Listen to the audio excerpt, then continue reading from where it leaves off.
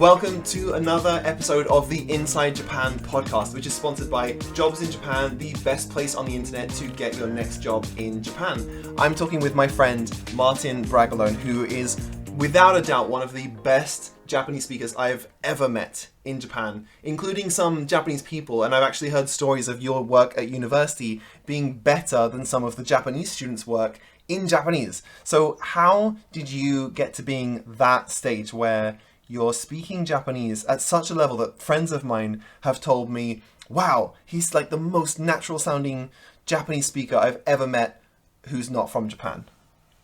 Well, thank you very much for that amazing introduction. I don't necessarily know that I'm all that special. I do believe I had an unfair advantage in that as an English speaker, I think my unfair advantage was studying Spanish earlier than most. So Spanish, this is just theory, but think about it, has the same vowels as Japanese, and very a, I, u, e, o, and same vowels. Italian, Spanish. So, and I'm not even a perfect Spanish speaker, but I really focused on intonation and pronunciation with Spanish. So then when I did come to wanting to learn Japanese, I was just before university. I was doing a little bit of self-study, autodidactic study. And I just really had a strong desire to communicate with Japanese people. But I think the Spanish really helps. English, not to be too theoretical or whatever, but you're British, I'm American.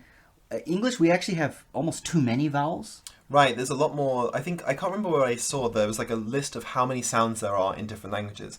And Japanese has one of the fewest. There's very few sounds, it totally explains why a lot of Japanese people really struggle with speaking English with a solid intonation. Because a lot of those sounds just don't exist in Japanese. Right. And so they're trying to learn how to say things like th and v and f from scratch. They can't, it's not in their language, so that it's like those mouth shapes, like those muscles develop as you're growing up. Right.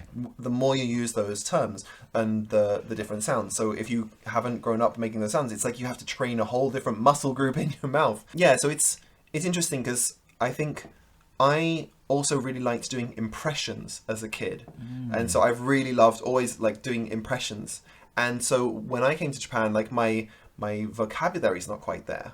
But I think I have a really good intonation in Japanese, and people often tell me that my intonation is really great, even though I know that my my actual vocabulary lexicon is pretty low.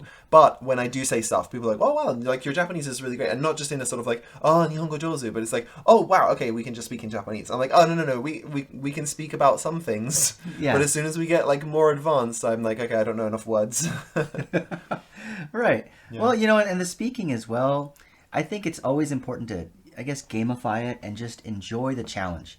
To be totally honest, when I was younger, I'm not too old now, but when I was in my early 20s learning Japanese, I kind of would BS my way through a lot of conversations. So the Japanese person or other languages I would speak, I'd basically, this was my strategy. They would be speaking with me, and I knew enough to be dangerous and get them thinking I understood everything. And I could kind of get them to believe that I understood large swaths of the conversation and I didn't. But I would just keep going because I just believed that if I just keep engaging, I'm going to learn it eventually, or I'll go read about it. And, eventually you would get called out and people would be like, hey, I don't think you understood that. But over time, it sort of did work. And, reading really helped. I read a lot. And again, Japanese is really helpful that... there's not like, it's not like Chinese or something. There's all these tones. You could call it a semi-tonal language. Japanese, Korean, they fall into that category. But for the most part, you don't have to worry about it. You just, if you get the vowels right, a, I, u, e, o. Yeah, instead of a, e, I, o, u. And instead of English, a, e, like English, we tend to elongate. Oh, okay. And that is actually...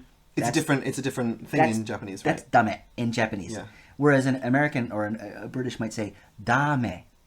Right there, you're off. Right there, you're off. Right. So again, Spanish helped me a lot because in Spanish, Italian, short and long vowels are differentiated. In English, we don't think about that. So you come in with that. Once you've got that solid, then you read to improve your vocabulary.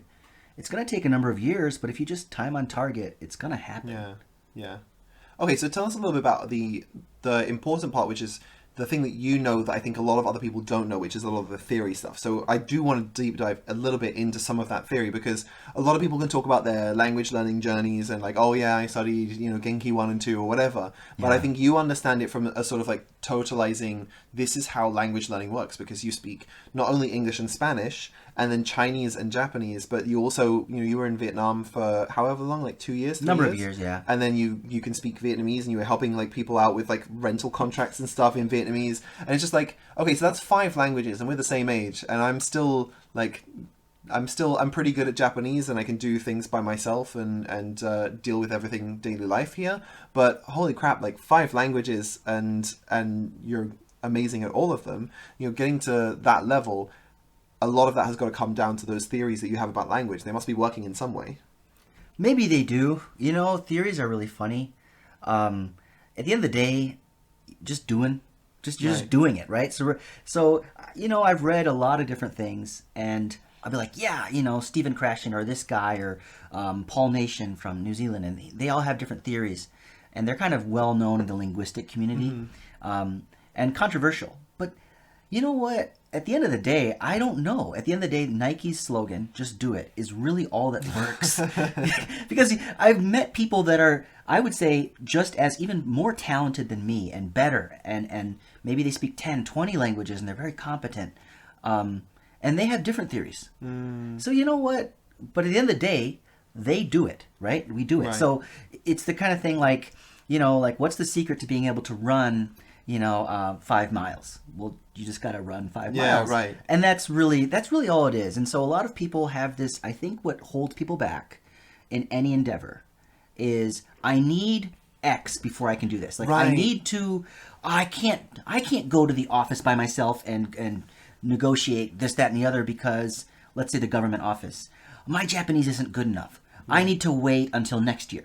Right. And they don't actually learn the things. And I think that's what's happened to me in some sense in Japanese, is that there were situations that just cropped up and I'm just like, I need to learn the Japanese for this. I think the difference with me, though, is that I've kind of looked at it as a necessity.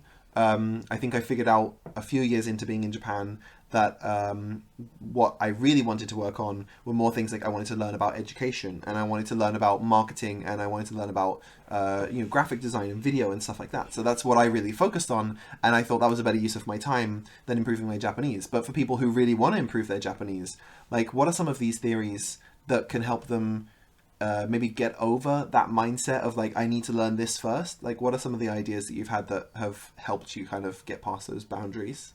Yeah, I would say, again, this word that is kind of, trendy right now, mindset. I read a book last year called, by Carol Dweck, called Mindset. And it's just this idea of this abundance mindset of just, one mindset says, oh, I'm limited, I need this before I can do that. And the other mindset says, you know what, everything's a skill. And any skill can be learnable. So if you see, if you meet a fluent Russian speaker, let's say a native speaker who's 20 years old, well, of course, they've got 20 years of experience. Instead of being focused on the identity, oh, they are Russian, thus they speak Russian. Or that person is Japanese, which is what I hear a lot. Like, as I'm out and about in Japan in particular, from Japanese people, I hear, oh, you are this person, thus you can do this. You are American, thus you speak English. Or, wow, you speak Japanese. You're not Japanese. How can you do this? Okay. Well, the assumption is that identity is somehow tied to the skill. There's an association, but it's not the same. It's interesting how closely identity does tie with a language, though. In some senses, like, I wouldn't say that that's something that I would use to explain why I can't speak Japanese as well as you can. But at the same time, especially when it comes to something like Japanese, I feel like that has been something that has hampered my efforts to improve my Japanese, where it's like you go into a situation where someone will be like, oh, you obviously can't speak Japanese because you're not one of us. And that kind of makes me feel a little bit like I want people to recognize the amount of time that I've put into learning Japanese, but it's kind of difficult because for them it's like, okay, they see someone who doesn't look Japanese and they assume, okay, you must be a foreigner, you must speak English, and so I'm not sure if that demotivates me, but it definitely makes me feel like, okay, so I'd like to be like it's become an identity, right? It's like I am a Japanese speaker, and the amount of work that I've put into this, I want that part of my identity to be recognized. Yeah, yes, I have that experience every day.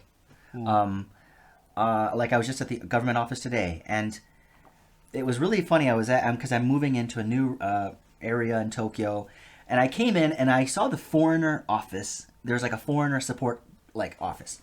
I asked them in Japanese, "Hey, I just want to move my residence. Where do I go?" They sent somebody out to kind of help me because they assumed, oh, he can speak but he can't read. And then they're seeing me reading and writing, the forms. Right. And so, for them it was amazing. For me, it's typical. But used to be that I felt a need to prove to everyone, which actually that's not actually Carol Dweck would say that's actually not abundance mindset. But it ended up working out for me. Like, I wanted to prove to everybody that thought I'm American, so I can't speak Japanese, or I was in China, same thing, or Vietnam. Everywhere I went, I wanted to prove to them. I wanted to prove. I didn't care what other foreigners thought. And I think that's also something that foreigners get too obsessed with. Another foreigner speaks a little better than me, or I'm better than the other foreigner, so I'm okay. I said, no, my competition is the locals.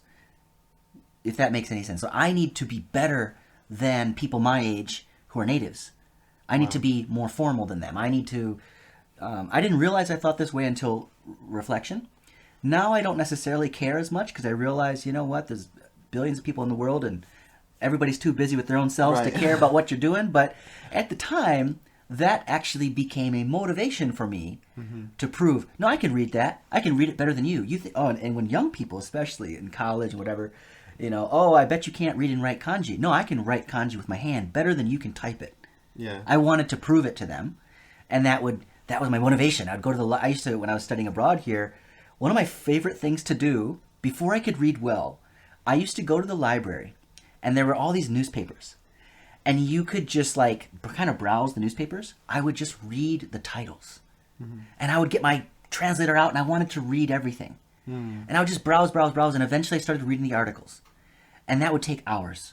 It was painful for some people, but I just was like, I had to do this. And then now, there's still a lot of work I have to do with reading and writing. I have the JLPT, the Nihongo Norikishiken, level 1. I got that in 2015. But, there's always more. Like, there's the Kanji Kente, which is the test that Japanese take. Right. For example, I haven't taken that. And I've met foreigners, by the way. I'm not the best. I want to declare that right away. I went to a translation conference one time, and I also think that was 2015. And so there I was. I got the JLPT level 1, and there I'm meeting these foreigners from Canada, UK, all these different places, and some of them have the Kanji Kente level 2, which is something that a lot of Japanese natives can't get until college, if that. And that's you have to write the kanji. In the JLPT, there's no writing. And there's no speaking, so it's almost...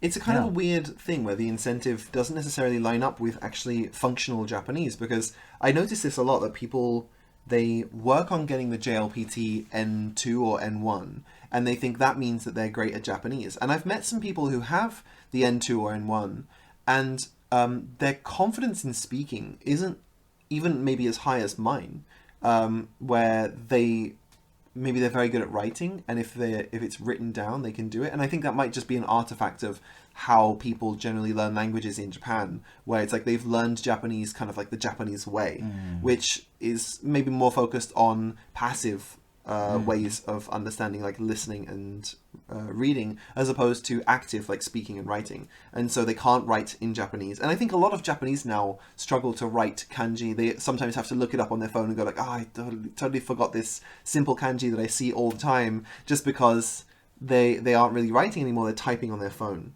So so what are some of the really important habits that people have that you've seen, especially with other foreigners who not only speak at like the N1, and understand the N1 level, but who actually sound natural in Japanese? Because I think that's the thing that a lot of people want to do, and that's something that I think a lot of people really struggle with.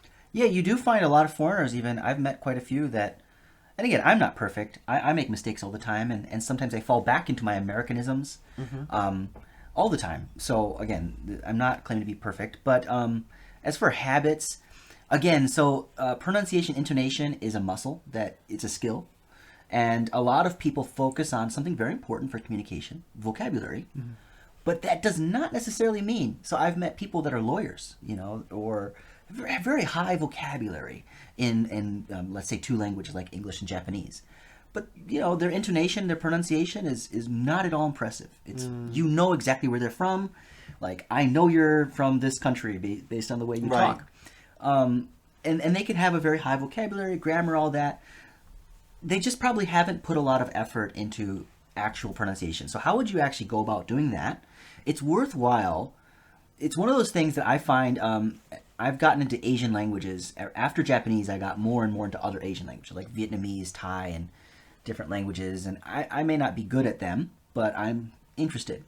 And one thing I've cultivated that I would highly advise learning any language or any skill is to have a lack of trust of your own innate ability. And that sounds actually counterintuitive, but for example, Vietnamese, or I learned this with Mandarin. I was learning Mandarin from books, and so I got in my head what the tones and the sounds were like. But Chinese people couldn't understand me. And I realized, yeah, that sucks. I was like, wow, I'm speaking, but nobody can understand me.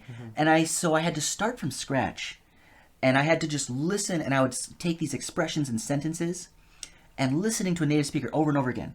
And I learned that the way it works in Chinese, and actually I learned this, it really works this way in every language, is that every language is tonal. We just don't know it. We go up, we go down.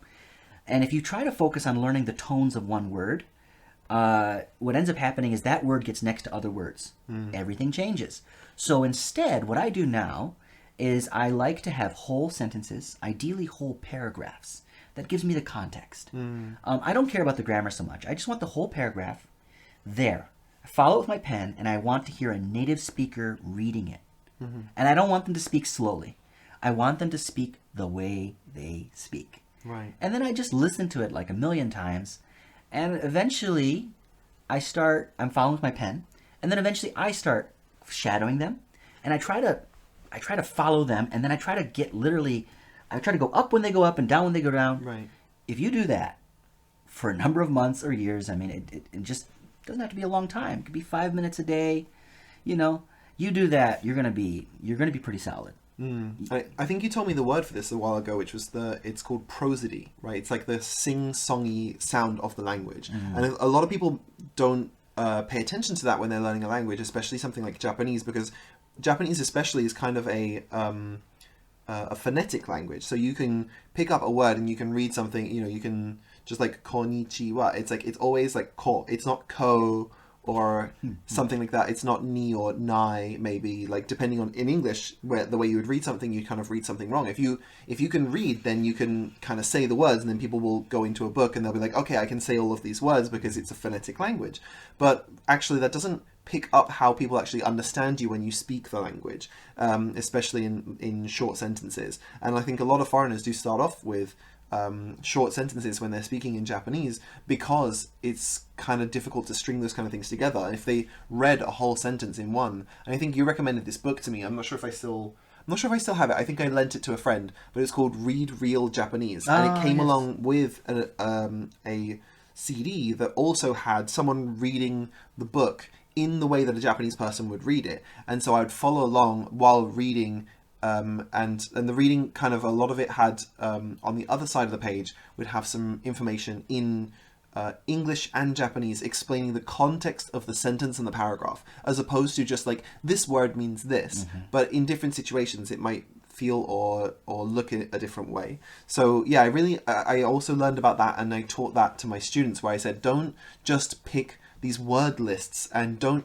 like when I was an English teacher, which I recently quit doing, but don't just pick English words and go, okay, what does that mean in Japanese? Okay, that means this, because then you end up with a whole bunch of artifacts from translating to the other language. What you do is you pick up a sentence and go like, this whole sentence in this context means this, and then you can really use it. You can actually that becomes more functional part of your language. And my students really appreciated that. I think a lot of them actually told me that was a really big thing for them, that they would listen to like an episode of a TV show and they would just shadow the person and write down the whole sentence, and they'd pick it up and be like, this is like a natural situation to use this in. So it made a lot more sense to them as opposed to just trying to fit together words they just learned.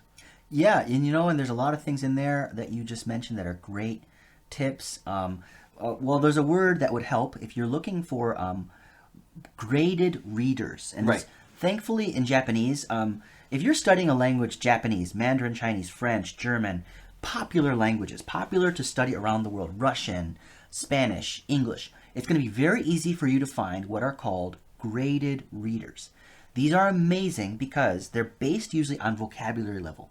Mm-hmm. Not so much on grammar, but grammar is actually not that mysterious. If you have a certain vocabulary level, you probably only know certain grammar. It's not that mysterious. So there's all these now stories. So let's say, like, I've been learning Russian, for example. It's Tolstoy. I'd love to read Tolstoy, but I'll never be able to read it because it's like it'll take me 10 years to get to the point where I could read him. And I'll probably be too bored anyways because it's like, way too high level. But I can find a graded reader that simplifies some of Dostoevsky and Tolstoy's writings, and the same thing with Japanese. Mm-hmm. There's so many for Japanese now. If you just look on Amazon in your country, if you're in Europe, the United States, or if you're in Japan, graded reader, whatever, you're gonna find so many. Mm-hmm. And you can now start with that. So you can go from the Japan Times series, Genki 1, Genki 2, and then there's no Genki 3. It's integrated approach to intermediate Japanese. There's a big vocabulary gap. Yeah. But it's okay. You can still do it. Shogunai, you know what I'm saying? There's a vocabulary gap. Genki 1 and 2 kind of overlap very nicely, and then there's a step. Right. You have to kind of jump up to there. It is a little hard. Once you're in that book, the integrated, what do you call it again? It's an integrated approach to intermediate Japanese, which is a terrible, terrible title. Terrible title, but great book. I actually used it in university. I lent it to a friend recently, and she's going through it with her Japanese teacher, and they're both just like, this is fantastic. This is exactly what she needed to fill in a lot of the gaps, like especially if you have gaps in the middle of your Japanese, like you learned a lot of stuff, especially from being in Japan and learning Japanese from locals, then there'll be a lot of gaps in your knowledge in areas that you don't necessarily speak about frequently. So it really helps to fill those gaps. Exactly. And what I did to fill the gap was I actually, so I finished Genki 1 and 2, and then on my own, I didn't ever use Minna no Nihongo. I know that's really popular. So Minna no Nihongo, you have Minna no Nihongo. Right. That's also a good equivalent. You can just go through the same equivalent.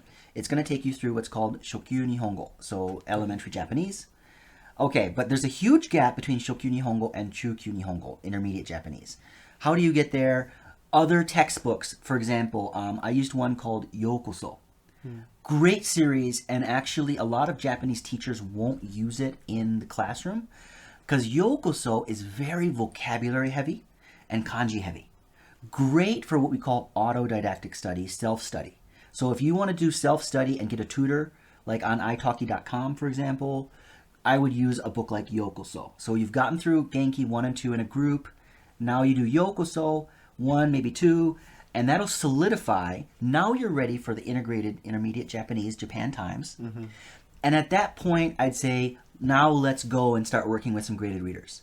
This doesn't have to take a long time. This can take literally, what I'm talking right here, this could be a year and a half, 2 years, if you're really dedicated. Mm-hmm. If you are having a social life, a normal person, maybe it takes you 3 years to get through all these. But from that point, you're going to use graded readers. And then once you feel your Japanese, you want to make sure that, you feel it's functional for your needs, your social life, your needs.